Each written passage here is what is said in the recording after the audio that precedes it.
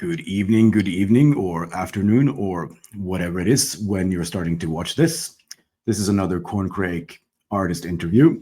I am the Corncrake house ghost that usually does nitpicking and the magazine behind the scenes, and also the interviewer. And with us today, we have, let's call it a mixed media artist from the United States whose work spans both collage and oil painting.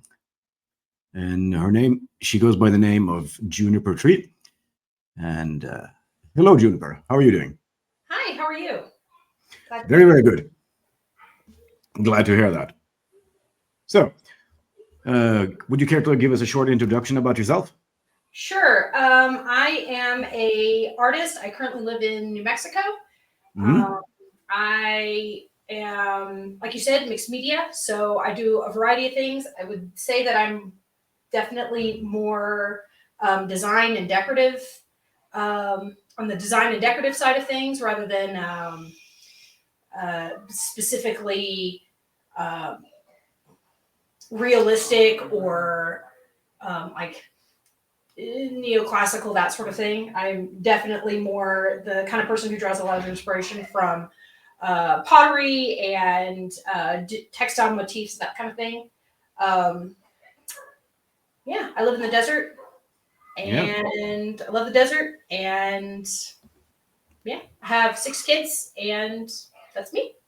6 kids. That's not bad. 6 kids. Yep. Yeah. You also mentioned decorative, so that's kind of like in the sweet spot between function and beauty. Yeah, so currently I'm really interested in beautiful objects. I'm from a working class / middle class background, and I think that having things in your life that are really beautiful and also really functional is something that I want for more people to be able to have. I think being able to have beautiful things on the wall is important, and being able to surround yourself in purely decorative objects is nice.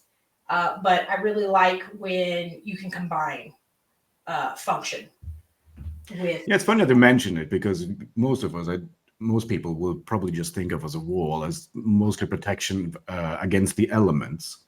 But if you don't give it any decoration or try to make it pretty, it can easily make you feel a bit like you're imprisoned. It does. And I move a lot. So my walls are basically always white. And it feels very much like a hospital if you don't put things up on it. Yeah. And those things can even be like shelves, but you have to sort of like customize the walls around you, or you feel like you're in a jail. Yeah, in a jail, or you're walking around thinking, should my leg be broken? Because I have this strange feeling as I'm walking around in the house. Exactly. Yeah. And I would say always the answer to that question is no, your leg should not be broken. No, your leg should be whole and healthy. Yes.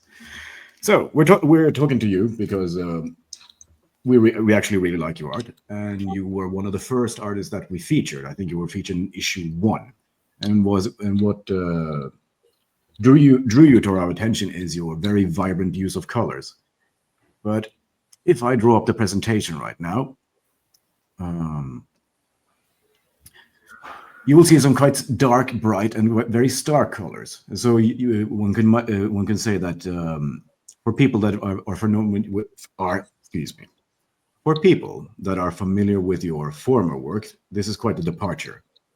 You call this the Man-Eater project, right? I do. So the name came from a digital drawing that I did of a sphinx eating a guy. And I was like, oh, this is a cool concept for a series.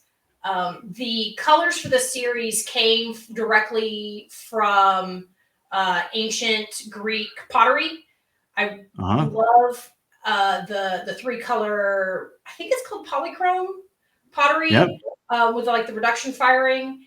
And I wanted to do something that was kind of like a modern twist of that. I really like Art Deco.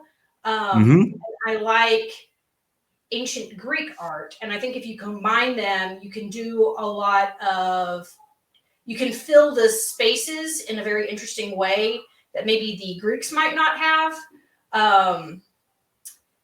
But you can still give nods to like the very delicate line work and the three colors and sort of like their flat representation on their pottery. I think is really cool.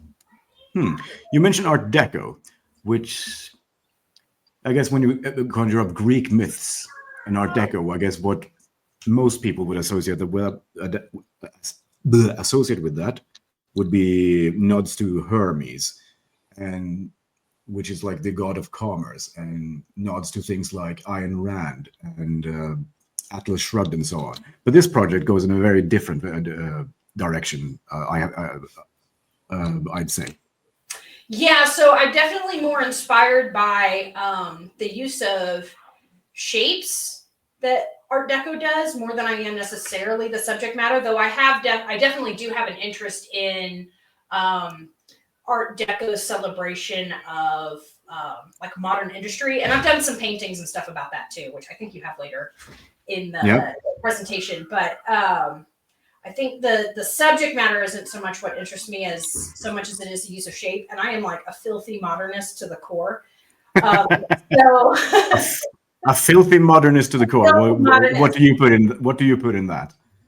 So I'm not a huge fan of like Jackson Pollock and the really like non-representational stuff, but there's a couple of American Western painters, specifically like Maynard Dixon, who used very geometric heavy compositions in a way that was still representational, but I just think it's very an interesting way to play with like simplified forms. And so I think that's really what draws me to it. Yeah, so and why I've started working in collage more is because it allows me to have those like very crisp edges of like the shapes without having to worry about smudging or smearing like I have to with paint. So that's where the collage is coming from. This was actually the MANEATERS project was originally going to be a series of lino cuts. But I do not have the skill required to do 3-color lino cuts with no like master key image. So I wanted to get the project done and I switched media to do that. But I'm going to go back to it because I really do appreciate the very crisp delineation. Yeah, it is very fun. We can actually achieve that. But having worked with lino cuts myself, I know there are lots of small details that goes on to getting that crisp expression. Right. Just carving the plate is the easy part. Exactly. Picking the right mixture of paint and the right paper with the right absorbency is a completely different art in and of itself. And then getting the pressure right, and then getting everything aligned so that you're printing where you're supposed to be. I don't have, I've never had like a workshop or anything with it. So I've only ever done lino cuts in art class in high school, like 10th grade, single color, no press. So I don't have a lot of help troubleshooting. So I think I'm going to go back and do some simpler projects if that's like a direction that I want to go. So unfortunately, I don't have the requisite skill to accomplish this particular project. No, but it'll be very interesting to see how you keep going with that if you do it, and how you'll develop it. So, But so I mentioned before that this is a bit of a departure from your previous style, and for people who is not familiar with it, they might be asking themselves, "But what is this previous style that you're asking about?" And I will show you. It's a style like it is this style, very soft colors, nicely blended, very harmonious. I was about to say singular palette, but it's not a singular palette. But it's very much, at least this one is very much in the same shade. Yeah. So again, I'm a filthy modernist, and I love my new synthetic pigments. So this Yes. was, I think, phthalo blue, phthalo green, titanium white, and I can't remember which yellow I used, but I wanted to use the most like highly saturated pigments that I can. You didn't go for ochre, did you? I didn't go ochre. No, there's No. not a bit of earth on that. So the color with this one was actually very intentional though. So this is an allegory for nuclear power. Yes.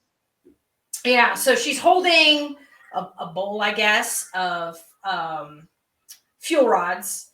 And the color of the woman is this very bright limeish green that's the color of uranium glass. Yeah. Love. Or is it? It is. And I actually collect jewelry that has uranium glass in it. And then the two planets above are Uranus and Pluto because of uranium and plutonium. But the color on this one was ordered around that green specifically, and then figuring out how to work with that green in a way that would be pleasing. Yeah, but I love color. I love really vibrant color. And that shows.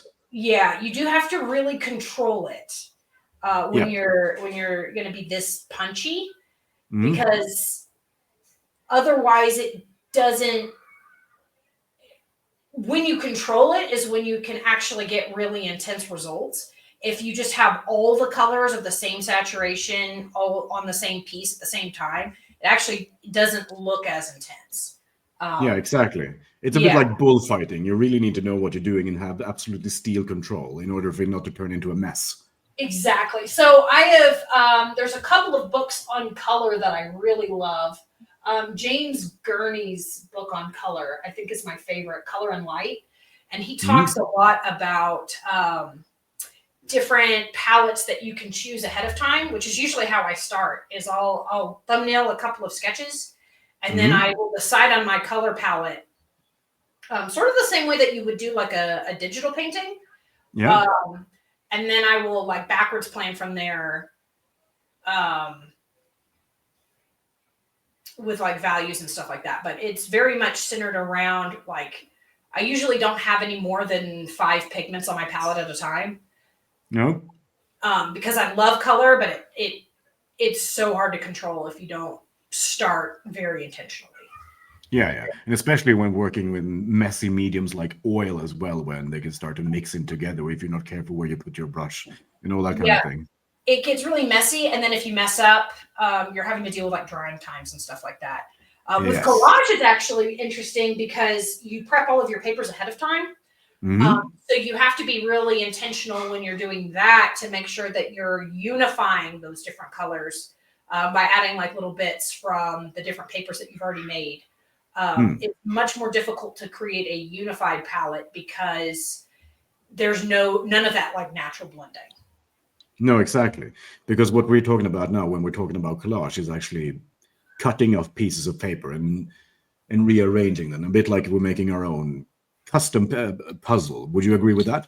Yeah, that's very similar. And I know some people do a lot more like freestyle layering of papers, or they'll cut like ephemera and just assemble that. That's not usually what I do. Mine is very much more like I'm painting with like very intentionally, deliberately cut out shapes from a design that I've already established. So there's not a lot of freeform anything going on with how I do it. It's a really strict and surgical shape analysis. Very. So I do use an X-Acto knife to do all of my cutting. And it is very much like surgery because I'm like over there with my little scalpel, cutting out little tiny fingers. Indeed. Which is a different challenge in and of itself. It is. I imagine I could probably actually do it easier digitally. And unlike with painting, there's no real happy accidents. There's just accidents. Yes. But I don't know that it's worth it to program a machine to do that for like an individual piece. And I don't know that the papers that I work with would play along. So. So You mentioned uranium rods and nuclear power in this painting, and I have another question regarding that. So the light that seems to be rising out of the water, would that be activated rods that are lowered into the water as you do in a nuclear plant? So that's actually the reflection of the planets above, and then the very stylized, really skinny rectangles in the back. That's actually supposed to be steam. I couldn't figure out how to do it and make the composition work with it being more curly. Those were what I was referring to. Okay, yeah. So that's steam, which is the power generation.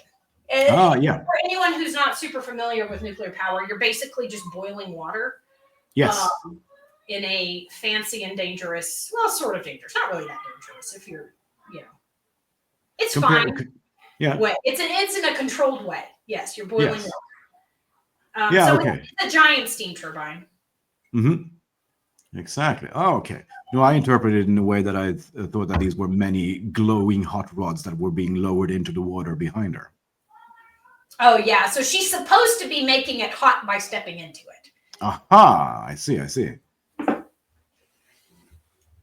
Well, but yeah, so this is one example of your very soft, I would say, but still very vibrant color palette. And here's another one.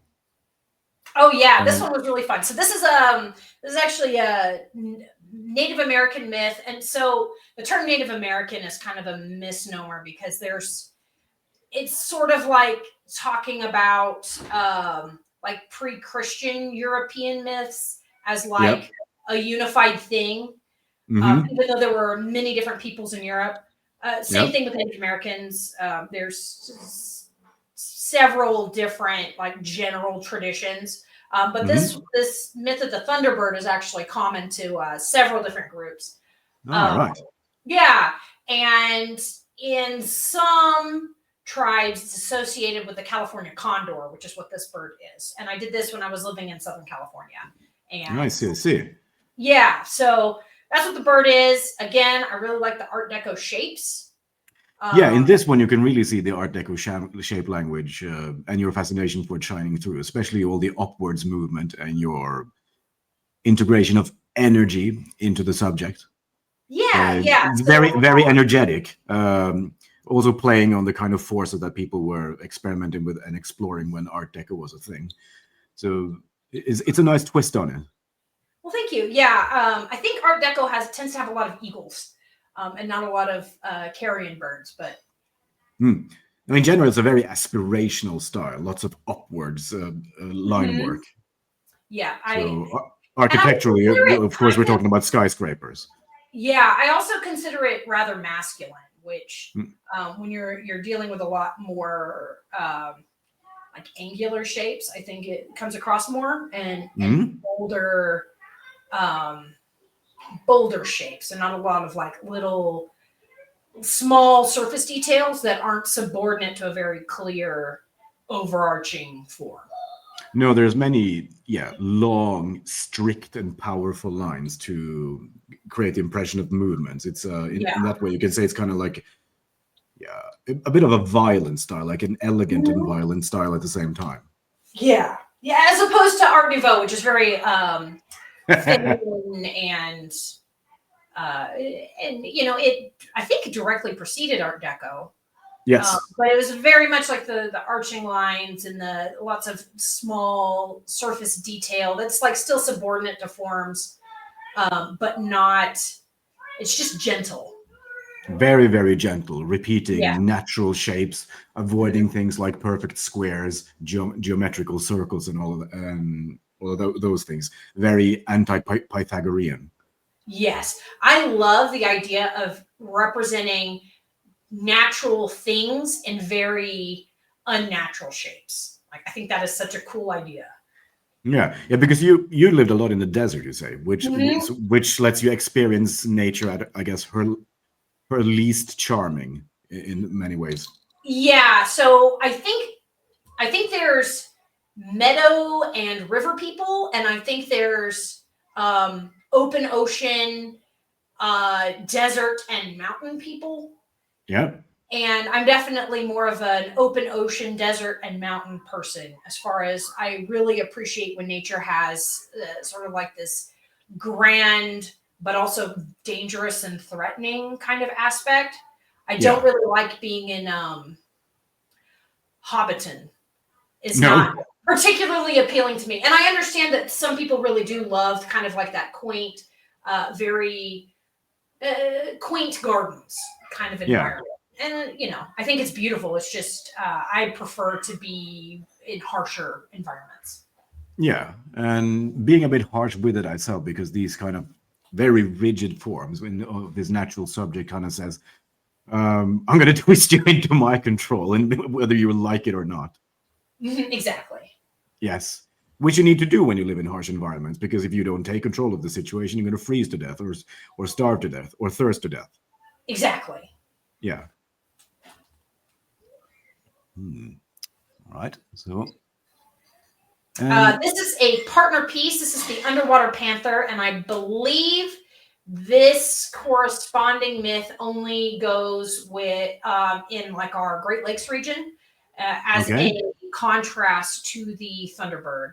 Really, I did it because I wanted to do so. The Thunderbird in the previous piece is a primary palette, so it's red, blue, and yellow. This I wanted to do secondaries. Yes. As like a contrast, and they're in conflict.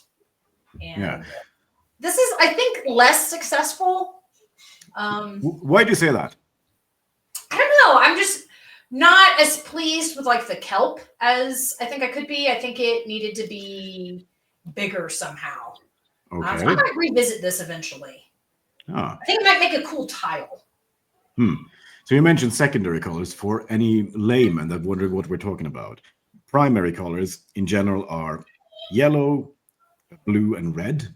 So very stark colors that are not made by mixing anybody else. And secondary colors are colors you get by mixing the primary colors. So that would be colors like green, purple, and orange. Yes. Yeah, and so they tend to look a little more otherworldly. You use primary colors a lot in nature. Secondary colors, other than the green, combining them makes it kind of feel like Halloween. Disney, when they make a villain, almost always use a secondary color palette because they But it also kind of makes sense since you chose a watery subject for this, because then you would, in any case, you would always, if you see underwater, you always see something basically through the lens of blue. So everything would be a bit mixed anyway. Yes. Which is one way of looking at it. Yeah. One way of playing into that otherworldliness, as you mentioned. So what did you call this? You called it the water panther. It's an underwater panther. An underwater panther. So I heard of the Thunderbird before, but this is completely new to me. Yeah, so this is a corresponding myth that's just not as common. Let me look up who this actually belongs to. So, yeah, it's from the northeastern woodlands in the Great Lakes region. So not really anything near me, but I wanted to do something that would make like a diptych with the Thunderbird. So that's what this is for. That's interesting. So these tribes, what kind of relations would you say they would have to the Thunderbird and the water panther? Are they like something like protective spirits? Is it like a feared spirit that you revere and make sure not to disturb? No, I think it's more, from what I understand, and I'm not part of this like spiritual tradition, so it's very much I'm an outsider looking in. From what I understand, it's more like the spirit of like the thunder, or spirit of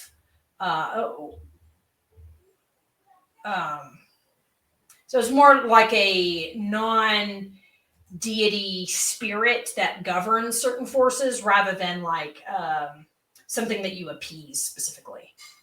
Yeah, it's like putting a face on the force of nature in a certain way. Yes, and I at least for the Thunderbird, I believe that's true. I'm, like I said, I'm not that familiar with the underwater panther myth.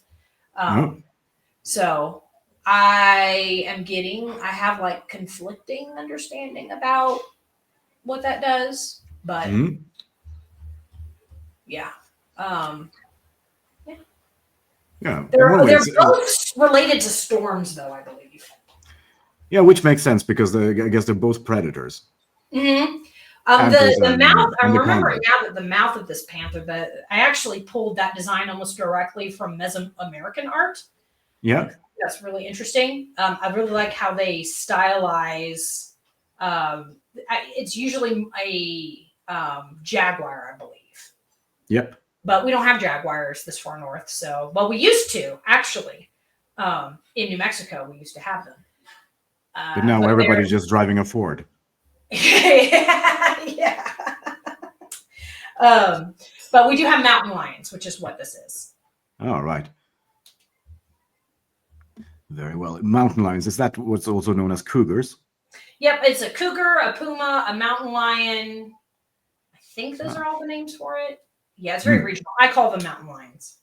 Yeah, I don't think I lived in places where we have large cats like that. The largest cat we had where I used to live, the cat animal there was the lynx. Okay. We also have bobcats, but they're significantly smaller. They're friend size. They don't touch I'm getting derailed now, but what's a bobcat? A bobcat, I think it's different from a lynx, but it looks similar. It's like similar size. Oh, okay. Yeah, anyway. They have little... Oh, they're a lynx. It's the same thing. Oh, okay then. Yeah. But they're relatively small. So let's get to this one. Another good example of really soft colors, and also compared to the other two, very soft shapes. Yeah. This one started out. It was one of those rare pieces that like just was smooth from start to finish that I love when that happens. It started out just as like a sketch in my sketchbook, and the forms just made sense from the get-go. The color actually took some finagling. I did a lot of color studies for this one on digitally to figure out what would suit the sketch. And it was either going to be this or like a very Matisse palette of like the blue, orange, and I think I had like a teal. But I ended up liking this one better because it just felt very warm. Yes, which goes really well with somebody being that relaxed in the bath. Exactly. And then, I wanted to do something very feminine and pink, but it still has those very geometric forms. She's not, even though there are a lot of curves, I wouldn't say that she's like a very naturalistic depiction of a woman. Like it's still very much like constructed out of geometric solids. Yeah, this seems it's very feminine, but at the same time, it seems to be reminiscent of the kind of worship of force that you would see in certain 1920s and 1930s sculptors. One that comes to my mind is a Norwegian called Gustav Viegalnd. Could you spell that last name? Yes, I'll write it to you. Okay, perfect. I'll look this up because that sounds right up my alley. Yeah. So his sculptures are very much in this kind of shape language, a bit more square. His most famous, at least where his most famous work in Norway, where his works are displayed, is a huge, what do you call it? Obelisk-like structure that is called the monolith, which is lots of naked people crawling on top of each other to make this huge obelisk in the middle of a park. Oh, that's fantastic. Yes. I'll be sure to spell it and send it to you afterwards. I'll also put it in the notes to this video. Okay, perfect. Yes. And I'm not really sure, but I think I might be mistaken here, but I think there's a Danish sculptor that is also in that vein. I think his name is Thorvaldsen. I'll spell that and note that for you and the audience as well. Oh, perfect. Okay. Yes. I get to do more studies, which will be very exciting. But was this something that inspired you as well, or like trying to express force and in the feminine form? So it's not so much force in the feminine form, but the ability to just use very simple curved lines, Mm. and express femininity in not so delicate shapes. No, because this seemed to be like a very grounded woman with powerful thighs and powerful hands. Somebody who's used both legs and legs and hands for hard work. Yeah. So I don't know any of the painters, but in a lot of the like Soviet art, you'll get a lot of women that are depicted in that way with like the very not masculine hands and thighs, but like very earthy and grounded. And yes, I kind of like that. You can see that they've been tilling the fields. Yes. Yeah. These are not like Disney princess hands. Absolutely not. I believe Van Gogh also he had a fascination for these kinds of hands. Mm-hmm. Mm. So yes, hands and legs used to hard work, but everything expressed, as we said before, smooth and soft. Smooth and soft and a very controlled color palette. Exactly. So yes. This was the Juniper that was caught the radar of the Corncrake. And yes. here's another one. Though this one is slightly more aggressive, I'd say. Yeah, so this one was this was a competition piece that didn't end up winning for a magazine. And then the idea was depicting so I have an American Bulldog, which is smaller than the kind of dog that you would see here, but this is a hog hunting in the American South because there's so much underbrush and hogs get huge and are very dangerous, and they also tear up fields. So hog hunting is not only a pastime, but it's actually kind of essential. And so I wanted to draw or depict the version of hog hunting that uses dogs, which is you use tracking dogs. You usually use some kind of hound to find the dog, and then to catch the dog, you use some kind of bulldog, or I think they use curs also. Anyway, I have not done it, but I think it's really interesting. I like working dogs, and I like powerful dogs. Yeah. When they are used for the purpose for which they have been bred. Yeah, because boars are really, really powerful creatures. They can destroy a car if they like. You have to send it to the workshop if a boar gets angry at your car. And so it makes sense that you would use something like a bulldog to handle that, because I guess those jaws that can actually lock into place and we'd actually need to pry open afterwards would be really useful for chasing down hogs or boars. Well, and then at the end, once the dog catches the hog, and then the hunter will actually dispatch the animal. They'll either castrate it or use a knife and like actually slit its throat. So it's a pretty dangerous sport, and if you watch videos about it, you're like, oh man, this is like really masculine and aggressive and really cool. So I wanted to. It is kind of necessary as well. I don't know if it's the same in the States. It is not an artificial sport. No, I don't know if it's the same in the States, but at least in Europe, if you get too many boars,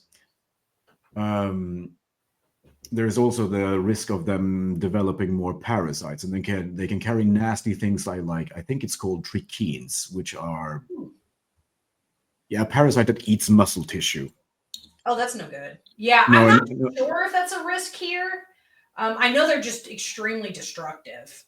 They're extremely destructive, and it's one of those things that if you heard those myths about nature creates a balance with everything, and then well, that just means that you haven't been to a place that's been torn apart by boars. Exactly. Well, and they don't have the adult ones don't really have natural predators. No. The only thing that could naturally splash with that would be like packs of wolves.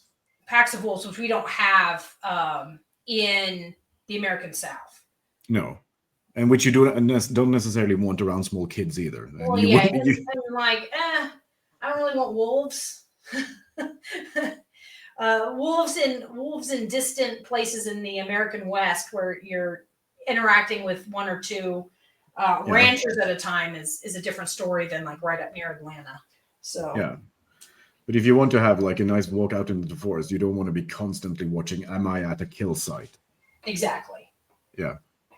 So, so it's an interesting way of hunting. I wanted to kind of pay homage to that. It was also a significant challenge to be able to depict distance and all of these figures simultaneously in a way that like compositionally made sense. I actually had to redo this one 3 or 4 times to get everything to work and kind of go back to the drawing board. And I ended up actually referencing Tudor crewel work hunting scenes for this one. What did you call it? The crewel work, where it's the wool embroidery on linen.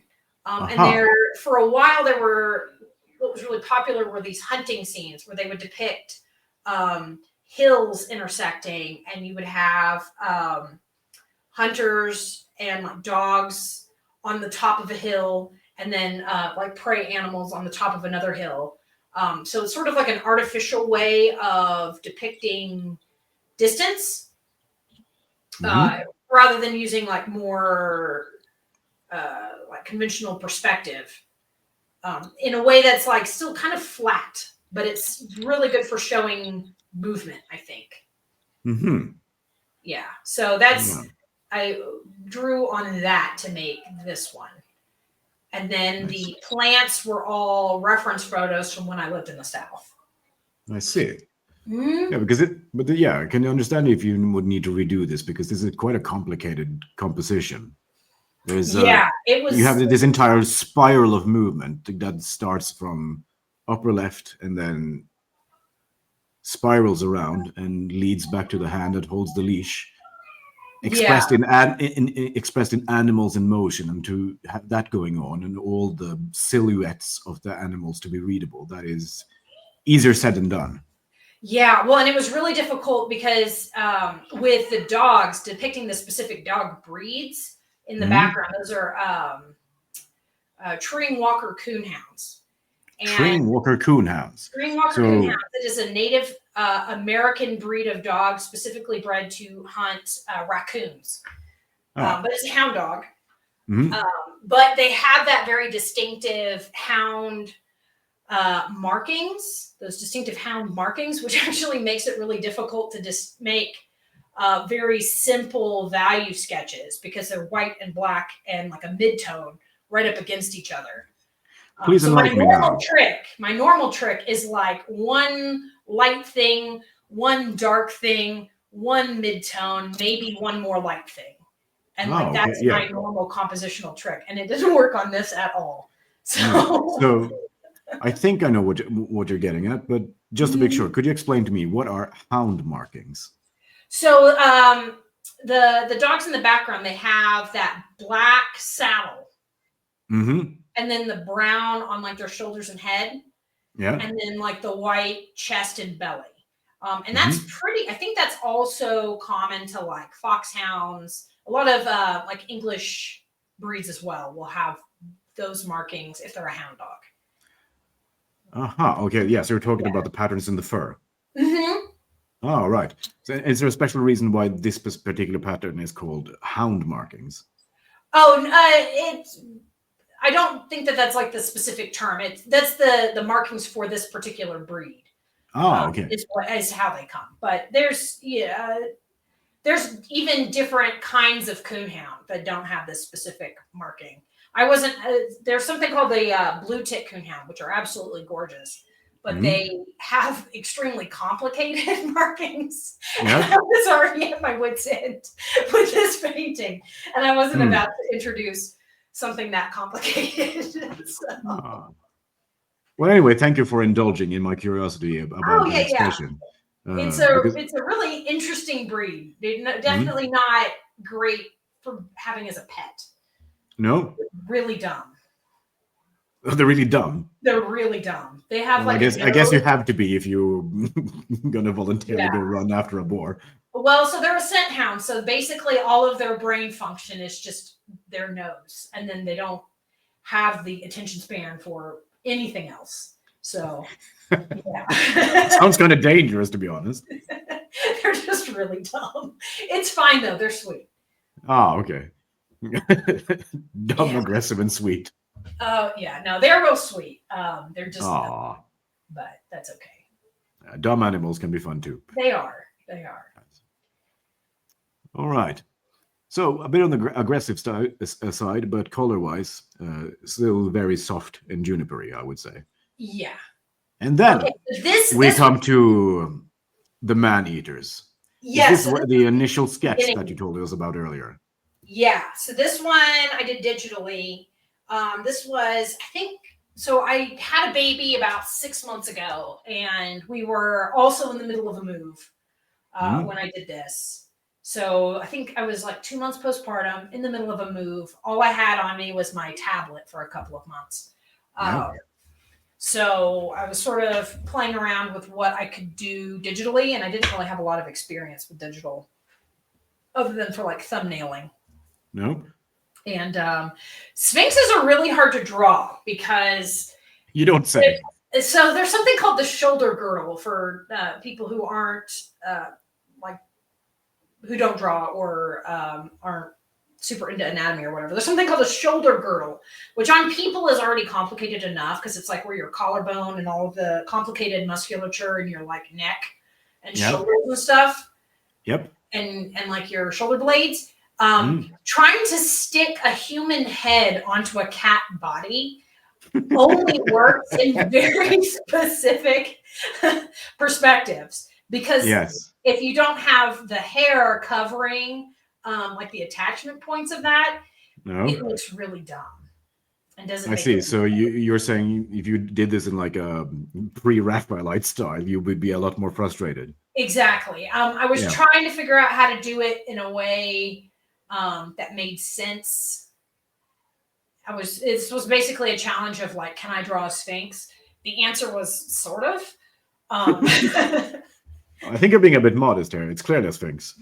But well, thank you. And then I did just the black and white, and then I went to color it, and I was like, oh well, this is a Greek subject matter. Maybe I should give it Greek-based colors.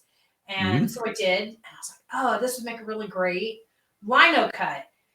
Thinking, oh, I could totally do that with a lino cut, right? How complicated can it be? No artist has ever said that to themselves.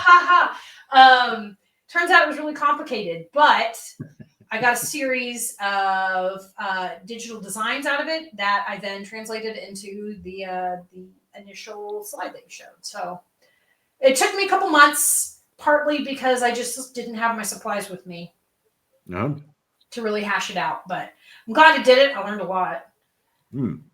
I really wanted to include this because even though it's not part of your final projects, there's many elements that I really like in this, specifically the lovely S line of action that goes all the way from the tail down to the end of the front paw that's behind the victim's head.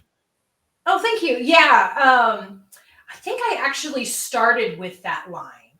That was the sort of general idea was I wanted to make this big curve because I like how cats can do that, right? With the big arch of their backs. I mean, and big cats can do it too, but they don't tend to as much as house cats. But I think it's really elegant. And then I've done a couple of paintings with wings very similar to this. So this has sort of become my like standard wing shape. And they kind of remind me a bit of cherubium wings. Oh, cool. Yeah, I think so. The thing with wings, with actual bird wings, they're quite stiff. There's not a lot of ways to make them work compositionally if you're going to try to be anatomically correct with them. However, most people don't have a very clear idea of what a bird wing is supposed to look like. So if it's generally the correct shape and you show like the primary and secondary feathers, it usually reads as a bird wing, so you can be pretty loose with it. Yeah, because in general, the birds are not really generous if you want to study them. They flap them shamelessly fast. It's really hard to get a proper glimpse of the real shape.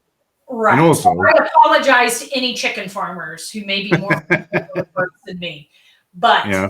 I think for most people, it reads just fine. Yeah. And I totally get what you mean, because when you draw wings, there's so many moving parts in there, and it doesn't look really rigid. So as you're trying to sketching it out, it's a bit like you're starting to hear that Transformers sound effect in your head. Exactly. Horses are kind of similar too. They're a nightmare. Yeah, well, and horses unfortunately have very tight skin to their musculature, so you can't like fudge it as much as you can with dogs and cats. No, absolutely not. So full respect to the previous artist that I interviewed for the Corncrake was Roxandra, who mainly just draws really horses. Good. She's really good at horses. I had a horse girl friend of mine when I was in high school, and I drew a horse, and then she tore me to shreds, and I've been embarrassed. Thanks, Molly. But you can learn some of that. I learned I learned a lot. I learned about the proportion of colt legs. The proportion of colt legs. Colt legs, yep. So baby horses have much longer legs proportionate to the length of their bodies than grown-up horses do. Really? Yeah. They're tall and skinny. Yeah, but this is one of the things I learned to appreciate when you show things to people that are not artists. That usually the feedback you get is really, really raw and direct. Especially if it's about something they know themselves, and that can be really useful, even though it's a bit like a cold slap in the face. Just a bit. It's good though. I learned a lot. You learn a lot more from that than your mom saying, "Oh, it's so nice." Exactly. Yeah. Anyway, so this is kind of like a man-eater prototype. So you mentioned your technological restrictions for going into this, but you named it Man-Eater Project. It's kind of hostile looking, at least to hostile sounding, at least to my ears. Is there a story behind that choice of subject matter?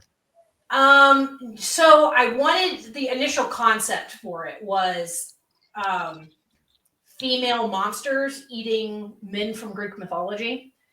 Yes, because there's several. Like that's a fairly common theme, actually. You get sphinxes, gorgons, harpies, sirens. Is it Scylla? Is that one of them's the whirlpool and one of them's the monster? Yeah, Scylla, I think it's pronounced. Scylla. And then you have those mad followers of Dionysus that gets drunk and high and tear your limb from limb.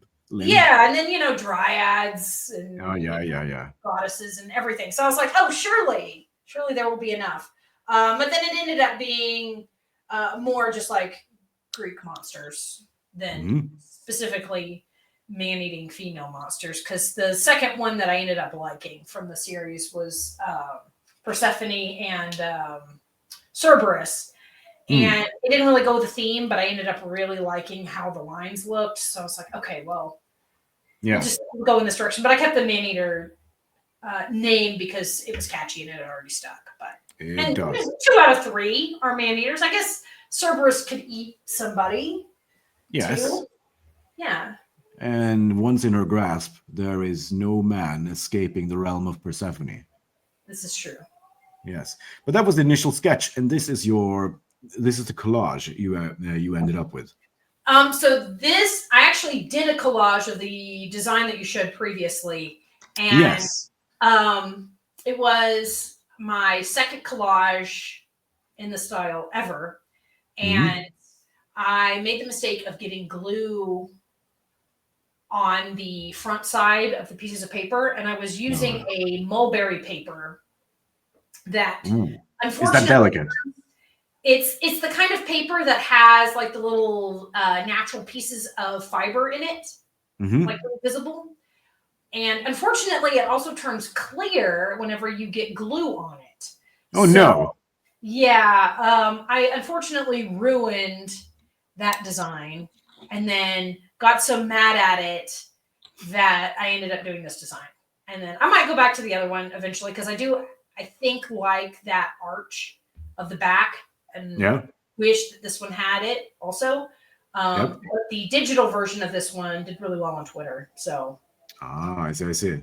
um, But you yeah. might go back to the other one then as soon as you calm down a bit and you're not so angry at it anymore. Yes, I will probably go back to the other one. And these papers are acrylic painted cardstock. And there was a lot of Hmm. lessons learned with materials on this project as well. The cardstock, unfortunately, the acrylic doesn't seep all the way through, so you have to be really careful about how you cut it. All right. Or you see like little white bits on the edges. Yeah, it's kind of similar to old leather shoes, that there's some kind of variation in the color, what they call patina. Yeah. I think going forward, I will just use like normal thin printer paper. And then I did order some nice Japanese papers that I get to play with Oh, to see if I can get different textures and stuff going. would that be rice paper? Huh? Would that be rice paper? I think it'll be rice paper. There's a variety of materials that they use to make paper. And I'm going to just kind of experiment with a whole bunch of them and see what I like. Yeah. One of the things I like about collage and, well, about traditional media in general is that when you actually look at it in person, it's very clearly not something that's been that the computer does. Because there's a lot, even if it's just a two-dimensional painting, there's a lot of interplay between the pigments and the light and like different layers and things like that. And collage, I think, even more so because you have a lot of surface texture just by its own nature. So it's something that you can't really replicate with, or you, I suppose, could with a lot of effort, AI generation. Yeah. Yeah. And because you're dealing with things in the physical world. Yes. It's not just design on the computer. No, this is real. This is messy. You can Right. And like you can still glue on it. Hold it and it looks different in real life than it Yep. does even scanned on the computer. Yeah, that's two different worlds completely. Exactly. So you can see a lot of dimension to this because the pieces of paper are like layered on top of each other. I see. So other than this, other than like the cool concept of like the cat's body and the female head, was there anything else that drew you to the Sphinx? One of my good friends, well, online good friends, Stoat really likes sphinxes. So he'll occasionally draw them. And I was like, oh, I bet you could do that. So the answer is sort of. Sort of. Sort of. This one, I think, would make a really cool tile. I want to see if I can figure out a way to get into ceramics because I think like shallow relief tiles. In the Spanish mission and Pueblo styles of architecture, tile work is fairly common as a decorative element. You don't usually end up with like a lot of interior paint. And a lot of the shapes, specifically in the Pueblo style, are very simple because we had a very limited amount of lumber here. So the traditional house style in New Mexico is mud brick and then really heavy rafters. I see. So not so much lumber, but lots of clay.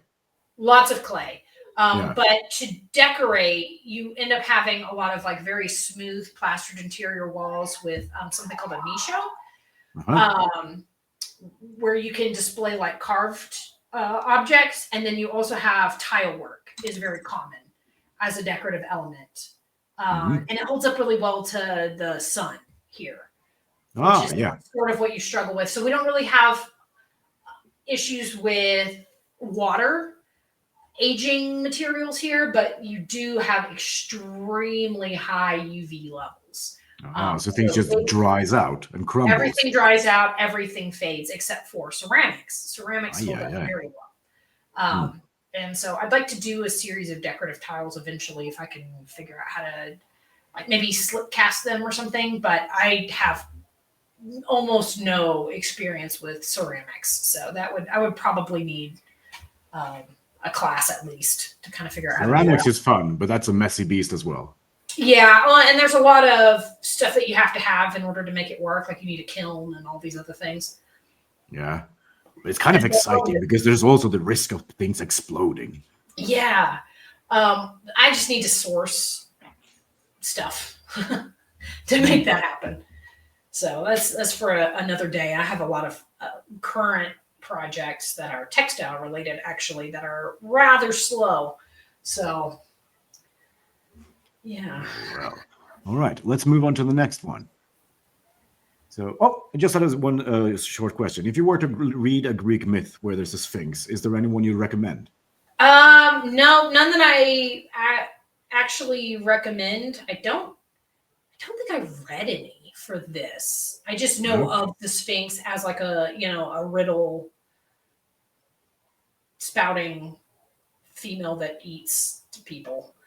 This is Blind King Phineas being, he was punished by the gods, and the gods sent harpies to steal all his food. So steal all his food. What did he do? Was he being arrogant? I think so. Let me see. I can't remember. This was a while ago that I did these. That usually it seems to be a theme with the Greek myths. Like they get filled with hubris, they get so high on themselves, and then the gods need to knock them down a peg. Yeah, that's usually how it goes. Let's see. King Phineas. Oh, Phineas and Ferb. I don't remember.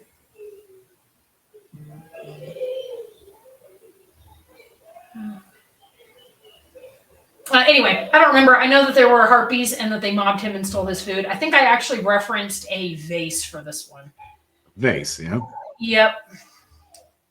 Because I was looking up harpies specifically to have because I knew of them as man-eaters.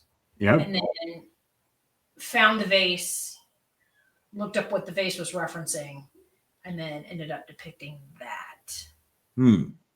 Yeah. Now, I find this one quite amusing because I used to have chickens when I was a kid. Yeah, they'll do that. They're really mean.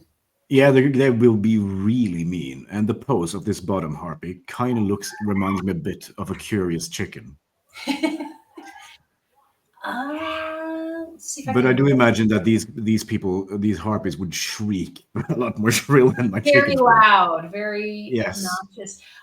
This was one of the ones where most of the I will link you the vase that I referenced, I believe. Oh, yeah.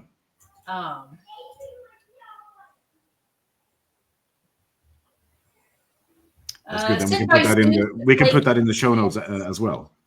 Yes. Zeus punished King Phineas for revealing God's secrets. So. Yeah. And did he now? You look up this an example of what I'm talking about with the very simple color scheme of these vases. Yeah, it's usually black and the color of the clay itself, right? Mm-hmm. Well, so there's the black, the color of the clay itself, which is like that terracotta color. Yep. And then there's white, and I believe the black, actually, I think the white is the color of the pot itself. The red is actually glaze, the same thing material as the black, but one is fired in a low oxygen environment and one is not. I tried asking someone on it was like a museum giving a presentation about these Greek vases on like a YouTube live stream a couple of years ago. And I tried asking them to explain to me how that worked, and none of them did. So I just know that that's generally how it works. I see. I certainly don't know enough to do it myself. So No, I'm not an expert on ceramics either, so unfortunately, I can't fill you in. If anybody does know, though, I would love to find out. Very well. So on to the next one, and yeah, this is the one you mentioned before us: Persephone and Cerberus. Yep. Or So Kerberos. I'm not really sure how I pronounce it. So Persephone is the wife of Hades, and she was kidnapped. But Yeah, she's Hades the reluctant queen of the underworld for half Yes. of the year. But he has a pet dog with many heads. Yes. And in Greek depictions, it's not just that the dog has many heads, he also has the tail of a snake and then like snakes all along his body. Aye. That's nasty. It is nasty. And then again, I pulled that design almost directly from a vase. A vase, yeah. A vase, yep. And I liked the way that they did the snakes along the body because it's like, what does that even mean? And I don't think the people who painted the vase knew either, but I like the way that they did it. Yeah. Now, usually when I've seen Cerberus before, I've seen the heads a lot more, how should I say, stocky. Well, you chose some very slender heads, almost a bit like Doberman. Yeah, I really like greyhounds. Yeah. So I wanted to do an unusual Cerberus because, like you said, most people give him a very like blocky mastiff kind of face. But I thought for the slender form of Persephone and like a greyhound head would look interesting. And also, I don't think I've ever seen greyhounds Cerberus before, so why not? No. I have some friends that have greyhounds, and I would also say there's some quite stupid dogs. They are really dumb. Very sweet. Yes. Very dumb. Yes, and they often look very sad unintentionally. And lazy. Yes. So was it mostly just for the curiosity of trying out the shape that you landed on this greyhound shape? Yeah, it was just for the curiosity of the shape. Yeah. Now, sometimes it's just fun to do that. Like, I have this shape that I associate with this, and I'd like to see if I can twist it into some other kind of significance. Exactly. Well, and a lot of art of mythology now, I think, kind of suffers from being a very like. There's a particular style that has grown up out of like Magic the Gathering cards, which I don't think is bad. But all of the depictions that I've seen have that very like highly polished fantasy style. Yes. Very digital, and I wanted to do not that. And I would say you definitely succeeded. Thank you. And the paradox in this would be that this would probably be like one of the absolute clearest Magic the Gathering cards you could see because everything works so well with these few values. Oh, cool. Yeah. I do think it's interesting that they don't do a lot of very like graphic Magic the Gathering cards. From what I've seen, my husband plays the like online games sometimes, and they do seem like there's a lot of detail and a lot of sort of like that highly polished style, but the cards themselves are not very big. So I think they move a lot when you shrink them. Yeah, and the fact that you shrink them also often make them look more realistic and smooth than they actually are. Oh, yeah, you probably lose a lot of like that painterliness. Yeah, you do. Because which is unfortunate because I know there's a lot of like very skilled people who do that kind of art. Definitely. One of them is a Danish artist. I think his name is Jesper Eising. And he works in acrylics, and he puts lots of details into it in quite a large size. And they're quite impressive painting on their own, outside of being fancy playing cards. And you definitely like lots of that gets lost. But at the same time, the shrinking of it makes it seem like very, very perfect and very real. Yeah. Yes. I guess there's good and bad to that. I suppose it can hide many sins too, but. It definitely can. Yeah. I I imagine having so I don't play, but I imagine having the actual like physical cards. It'd be nice to be able to just like go through and look at them too. Oh yes. Yeah. I knew many people that bought them just for that. Just for that, yeah. Yeah. That's kind of how I feel about like wargaming miniatures. Sometimes like I don't really want to invest that heavily into playing the game, but sometimes they're just like really pretty. Aw. So, yeah. Yep.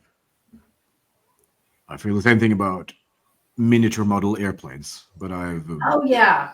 I don't know how to display this kind of stuff. no, that's another tricky thing. They look so nice when people do it properly. And then you Yeah. have that thing, you open the box, what? Everything is gray? Exactly. And then like you have all these very small, beautiful objects that look really nice when you're up close, but then you have to find a way to put them in your house so that you can enjoy them. And then you lose a lot of, I guess, their charm. So. But yes, that was another derailment. Sorry. No. You're not the one. You're not the one to say sorry. I'm the one that's supposed to set the frame for this, so that's my responsibility. So I'm the one that should say that. I will stay focused. Okay, here we go. Yes. So this was the last one of your man-eater pieces. Is that correct? Well, so the last one I ended up doing was the second version of the harpy. Yes. Okay. This one was the one that I attempted to turn into lino cut first, because I think this one's probably my favorite. Yep. And I ended up cutting the blocks just fine. I think my issue ended up being I was using a water-based speedball ink that I did not know when I bought it, but is apparently notorious for being difficult to work with. Okay. What did you call it? Speedball ink. Speedball is the brand of ink, and they do a lot of printmaking stuff. But the Speedball ink is what you can find just at like your local hobby stores, like Hobby Lobby. And I ended up ordering some oil-based ink, but I have not had a chance to go through and attempt the same blocks that I did for this one again. Once I do that, I imagine it's going to be a little bit better. I was having a hard time getting consistent prints across all three colors. I see. Yeah. So I think that may have resolved my issue.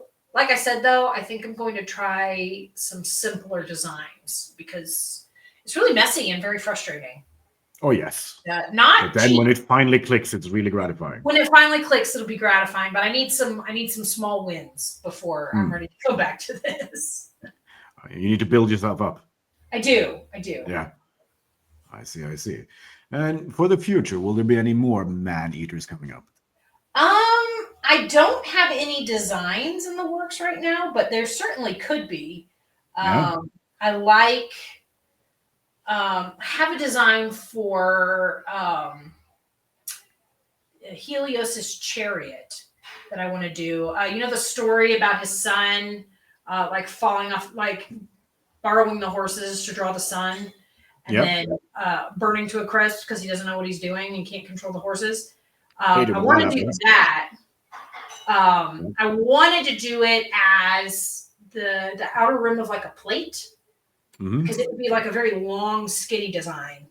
So it either needs to be like an extremely long rectangle or around the rim of something. But if I can't figure out sourcing for the ceramic stuff, I will probably do it as a lino cut. Yeah. So like a long thing, like a long border design.